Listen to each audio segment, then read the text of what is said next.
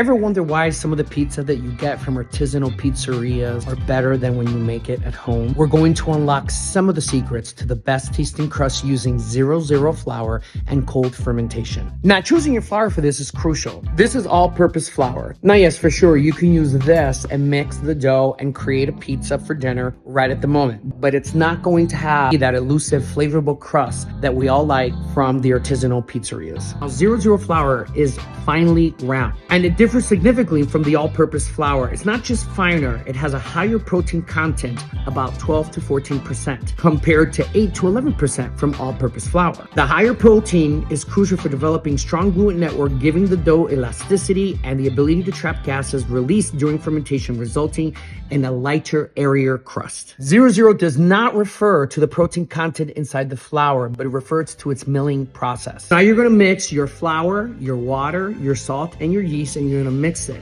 And this is where the magic happens. And I let it sit at room temperature about 4 or 5 hours. What I do is I put some olive oil on top of the dough, then cover it tightly in plastic, and I place it in the refrigerator. In the refrigerator, the flavors develop slowly. It's much more superior than doing a quick rise. And here are the key reasons why cold fermentation is the best way to develop flavor in your pizza crust. It may take some planning, but once you try it, you're gonna be doing it this way every single time. The slow process allows the enzymes in the flour to break down complex carbohydrates, starches, into simpler sugars. These sugars not only feed the yeast, but also caramelize during baking, contributing to the crust's rich flavor and color. One of the other benefits is that the slow fermentation allows the gluten network to develop more fully without the need for extra kneading. And the result is a dough that it's easier to shape and handle, tangy, nutty with a hint of sweetness, a complexity that quick rises simply cannot do, and produces a crust that's airy, chewy, and has better bite. Now, I don't suggest buying 0-0 flour if you're just gonna do one pizza. However, if you're a pizza person that loves pizza,